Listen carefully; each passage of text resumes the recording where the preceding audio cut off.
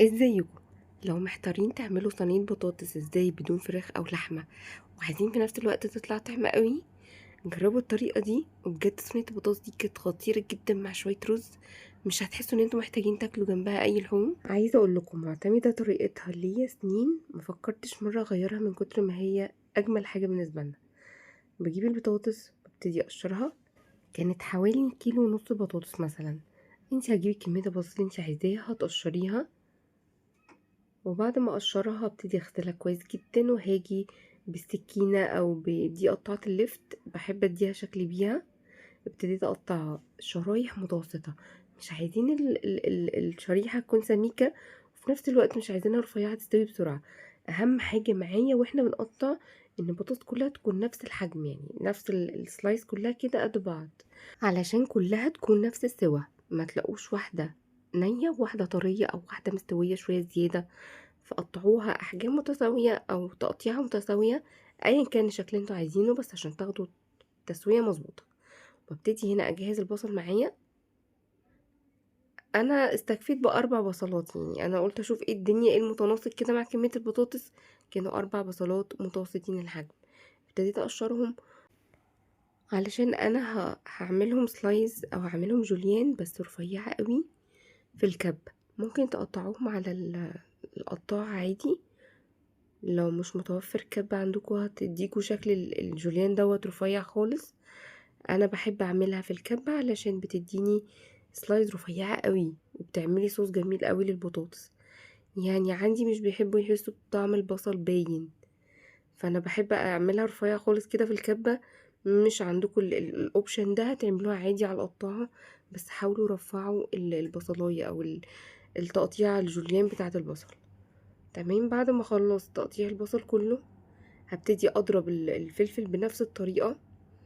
تمام، فلفل رومي، عايزين تحطوا معاه حلقة فلفل حامي زي ما انتوا عايزين، بس انا ما حبيتش احط فلفل حامي يعني مفروم عشان ميبقاش حراق قوي. تمام، هقطعه اضربه هنا في الكبة، هتطلع برضو سلايز رفيعة خالص. عايزة اقول لكم بقى جهزنا البصل والفلفل الرومي. هنبتدي نعمل بقى البطاطس بتاعتي. هاجي في حلة فيها معلقتين كبار سمنة كانوا متسيحين، هننزل عليهم بالبصل، وهدي تشويح مستمر دقيقتين تلاتة. اول ما البصل يدبل بسيط هبتدي انزل عليهم بالبطاطس. انا غسلتها تاني عشان اتخلص من اي نشا زيادة فيها، وهنزل عليهم هنا بالفلفل، ونزلت عليهم بملح وفلفل اسود و11 بهار. دي وصفة او خلطة ال11 بهار من كنور، بحب استخدمها في بعض الحاجات، بتدي تيست عالي قوي. لو مش متوفرة هنستخدم 7 بهارات، بهارات مشكلة، بهارات لحمة، زي ما انتوا عايزين.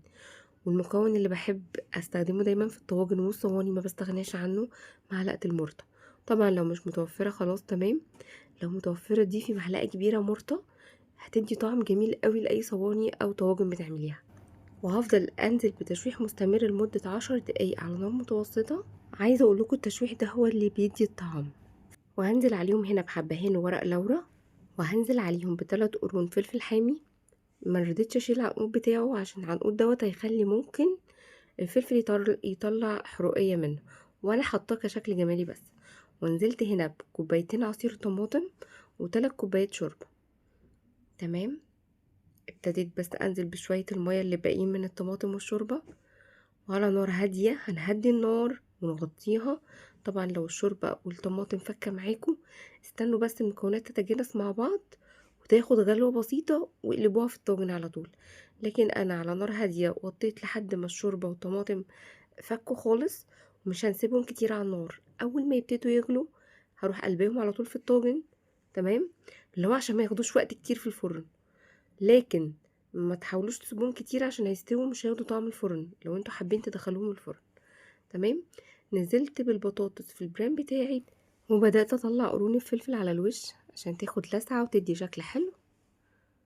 ابتديت ادخلها على رف اوسط درجة حرارة 200. كنت مشغلة الفرن قبل كده بربع ساعة، خدت حوالي ساعة، ساعة وربع.